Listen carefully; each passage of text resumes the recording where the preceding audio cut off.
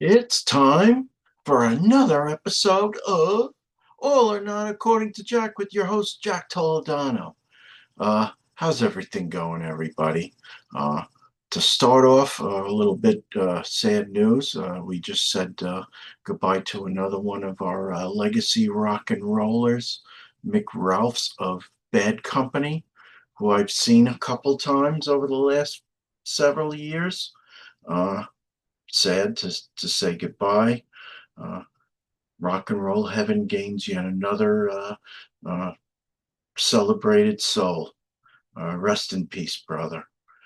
So my topic for tonight. So last week um,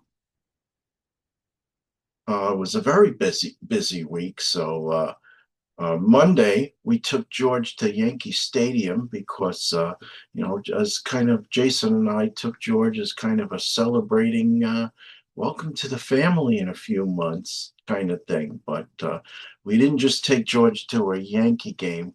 We took him to a Yankee game and we sat in the freaking uh, Legends Club. Now, this was freaking awesome. Basically, we were in the fifth row behind the third base dugout, and there was like an all-you-can-eat buffet of top-line food. I'm talking not stadium crap. I'm talking prime rib, uh, salmon, lobster, sushi, all kinds of seafood, hot and cold. Uh, there was a pasta bar. There was the crappy stadium burgers, if that's what you wanted, pizza, you name it, salad. Oh man, there goes my allergies. Uh, so that was Monday. Tuesday, so Jason took me for a combined birthday and Father's Day present. Uh, amazing place. Um, what I'm going to do is I'm going to share right now where Mr. Jason took me to to the most amazing place on planet Earth. Let's share. Uh, Jason took me to see Glengarry Glen Ross. Okay, so how do I start the damn slideshow? From the beginning. Come on. There we go. Beautiful. So, just a little background. So Jason took me to see Glengarry Glen Ross, the Broadway play, but just a little background before we get started on that. So that movie was put out in 1992. So rewind to 2005. Two. So I worked for a company called Media Metrics from 1998 to 2002. Uh, Basically, what they were a direct, no, not direct mail. They were a marketing research firm that basically did research on people's internet usage. So for the first few years, it was the bomb, and made a lot of money doing that. But then they say that the dot coms tanked, and there was no longer interest in doing that. And basically, what we ended up doing, we ended up we got bought out by this company called ComScore, and we all lost our jobs. So that was 2002. Only time I ever got laid off in my entire life. So this was end of August, end of summer. Fortunately, and that summer I was having a hard time getting interviews, but right around Labor Day is when uh, the bites were starting to happen. I was starting to get a bunch of interviews. I'd say I went on about 5 to 7. I came really close to 2 offers. I ended up being the runner up for one of those offers. I ended up getting an offer from another company. At that time, it was a company called the Michael C. Fina Company. They were a company on Fifth Avenue, similar to Tiffany's, uh, place that you walk into and they sell fine china and and crystal clocks and fine jewelry and all sorts of crapola, uh, all fine silverware. Michael C. Fina was basically a competitor of theirs, and what they did was because it was so successful at Christmas time and executives were going there and they were buying gifts for their employees. So they said, let's start a service recognition department. So, so they did that. So they started selling service recognition catalogs to companies. So, say for example, if you worked for UPS for 10 years, they would hand you a catalog and you can pick out gifts and redeem them. And we, my company at the time, they'd make money because they would bill UPS or whomever for that gift that they redeemed. And we had salespeople throughout the country. And they hired me in 2002 to be a marketing research specialist. No, a marketing analyst. That was my position. My responsibility was to help the salespeople do whatever research for them. When they went on these trade shows, they'd come back with all these nice leads and they'd give them to me, and I would distribute them out to the entire country. And and I had never heard of the movie Glengarry Glen Ross until one day the salesperson in Chicago says to me, "Are these the Glengarry leads you're giving out?" I'm like, "What the hell are you talking about?" And then and he's like, "Go see the movie, or or or research the movie." So I did do that. I saw it on HBO. I fell in love with the movie, and the rest was history. So let's talk about it. So let's go back and reshare. And there we go. So Glengarry Glen Ross, the movie was made in 1992. Al Pacino, starring Al Pacino, Jack Lemmon, one of my favorite actors of all time, Alec Baldwin, Ed Harris. I think we're missing one or two, but I'm going to cover them. We will get into them. Next slide, please. That's that's me in front of the marquee before I got my wonderful haircut. Uh, so there's some of the actors in the play: Kieran Culkin, Bob Odenkirk, Bill Burr, Michael McCain. We'll get into them. Glengarry Glen Ross started on March 31st, I believe, at the Palace Theater, and then it's ending on June 28th. So if you want to see it, get your ass to the box office PDQ because it was that damn good. That's a saying that they have in the movie and in the play. Always be ABC, always be closing. Coffee is for closers. The cast. So, in the movie, you had definitely a favorite actor of mine, Jack Lemmon, the original Odd Couple of 1968. Neil Simon's great play turned into turned into a movie, then turned into a 5-year sitcom with Tony Randall and Jack Klugman. Rest is history. Grumpy old men and grumpier old men. Uh, my first exposure to Jack Lemmon as a kid was in the movie Prisoner of Second Avenue, when my parents first got cable TV and they had HBO. Hilarious movie starring Jack Lemmon and Anne Bancroft. Of course, he goes crazy. That's what I love about him. So his counterpart in the play was Bob Odenkirk, somebody who I came to know from Breaking Bad and Better Call Saul. Excellent, excellent, funny comedic actor. I loved him in Breaking Bad, playing the part of Shelley Levine. Um, I don't want to ruin the whole plot for you, but We talk about these Glengarry leads. These are very high priced leads, and what these guys are selling is they're selling high priced real estate in what is it? In Arizona and Florida, and basically it's investment real estate, and uh, and these are what they call the Glengarry leads. These are like highly prospected leads that and they only want to give these leads to what they call the closers, people that are capable of closing the deal and not wasting the deal. Uh, Spoiler, if you don't want to hear, plug your ears for the next 10 seconds.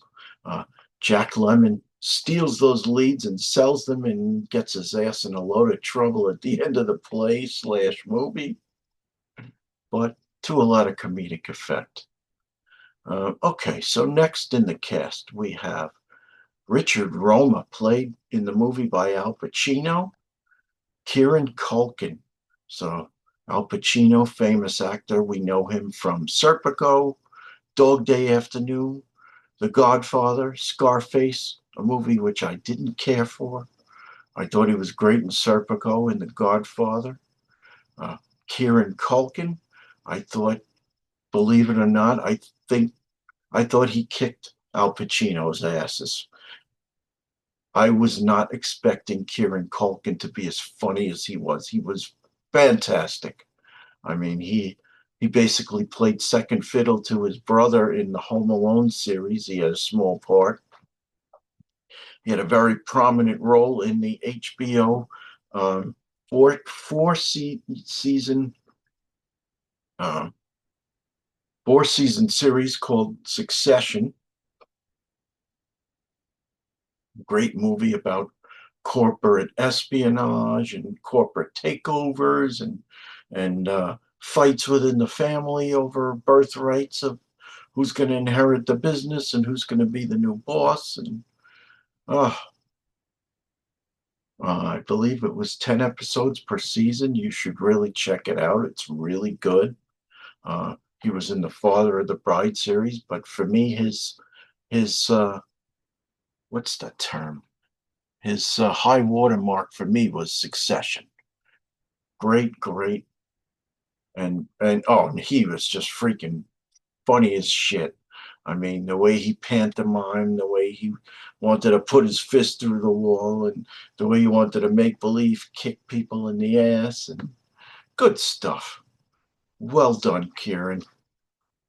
Okay, continuing on with the cast. Okay, Dave Morse, played by Ed Harris, Places in the Heart, a movie that I actually saw on a plane. I forget where my wife and I were going. We saw it.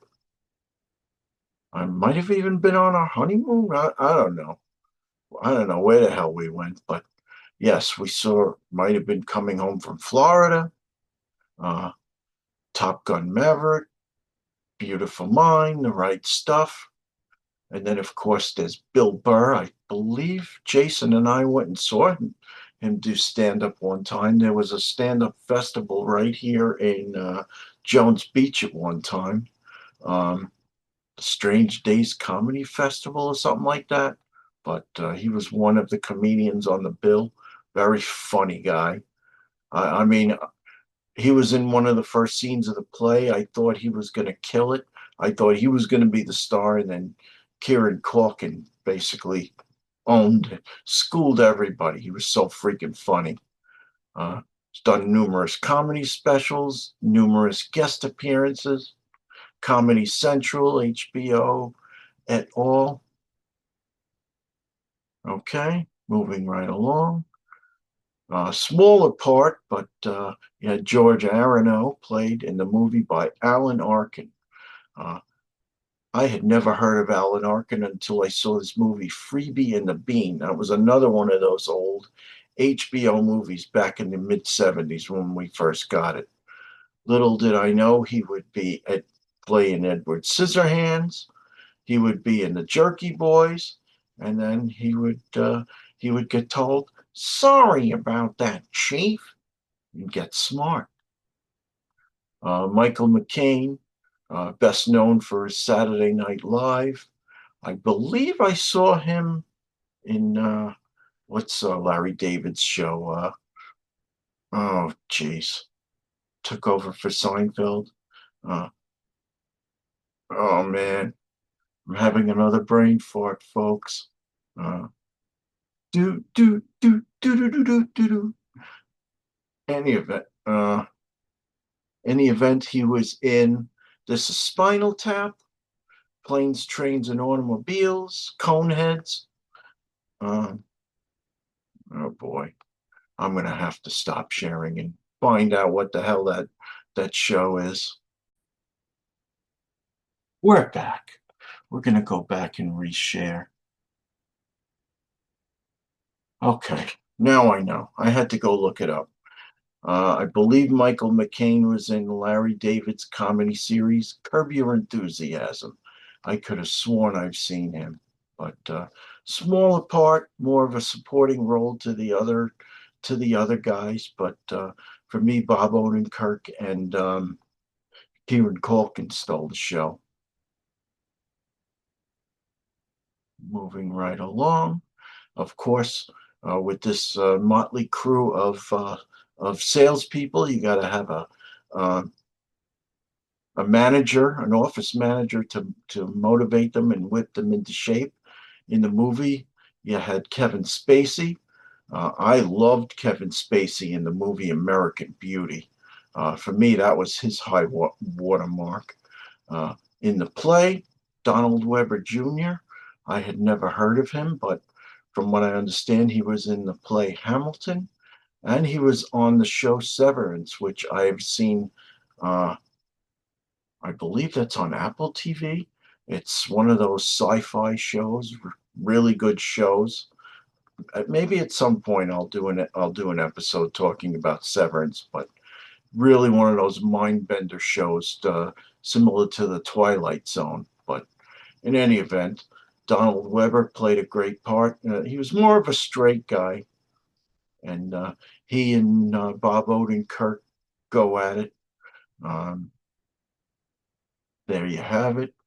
Uh, Bob Odenkirk yelling in his face until he does something stupid and he reveals that he basically tips his tips his hand that he broke into the office, so gets arrested for stealing the leads. The rest is history. um, Kieran Culkin playing Richard Roma, and this is a smaller part. This guy's name is James Link, played by John Peruccello. Um, Basically, what I have in my hand is the playbill. I'll show this to you again later once I stop sharing. But basically, this gentleman. Uh, so Richard Roma had closed the deal, but this guy sent back by his wife to say, "Sorry, honey, you gotta retract that deal because you know what? We can't afford it. And what were you thinking getting that deal in the first place?" So Richard Roma, of course, is trying to use every trickery in the book and trying to talk him out of it. Um, by the way, these pictures I got off of the ad in Facebook because I guess it was gauche for me to sit there and take pictures in the theater, but wouldn't have mattered because we were kind of at the top anyway. We we were up in the nosebleeds, but we could hear it just fine. We could see it just fine. And they were funny and made us laugh. And what else can I say? Uh, Also, I think this is the first ever Broadway play I've ever been to where there was not a stitch of music involved. And you know something? I freaking loved it. I love non musicals. Okay, one more picture, I believe. So I kind of sewed this picture together. This is Bill Burr, Michael McCain. Uh, there's basically just two scenes. There's a scene in the beginning, first scene where they're in the Chinese restaurant, second scene where they're in their office. Oh, okay, I'll tell you where it is. Ah, okay, so that's the entire office. So at the end, when everybody stood, they took their bows and everybody stood up.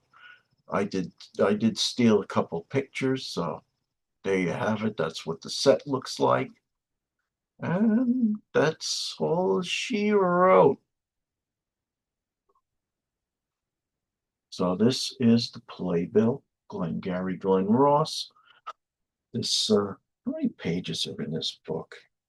It's like close to 60 pages. It's all freaking advertisements, with the one possible exception, the cast, and then who's who in the cast, and what did they do, and blah blah blah.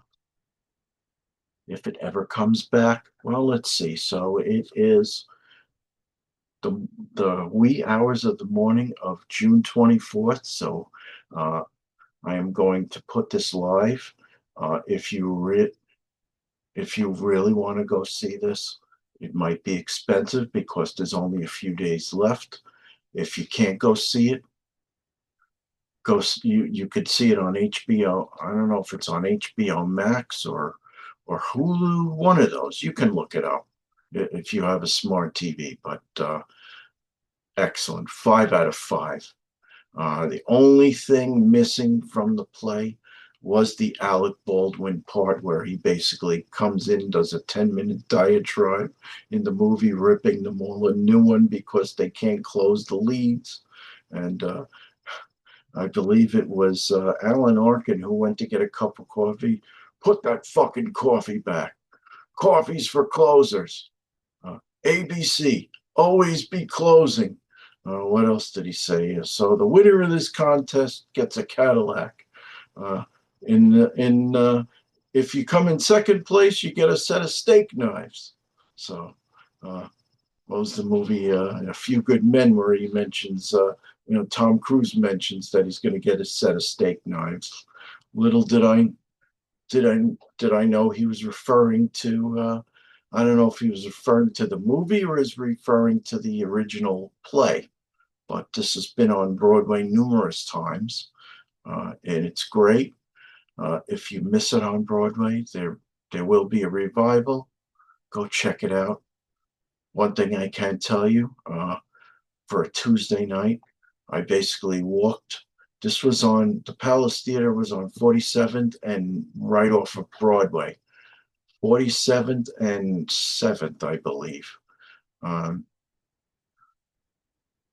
I have never, ever seen Times Square so freaking crowded. You could not, it was basically impassable. So many freaking people. Um, what I can tell you is for those people who say, New York sucks, go tell it to all those millions of people that come to the city and stay and give us all their tourist dollars and go to all these Broadway plays. You know what?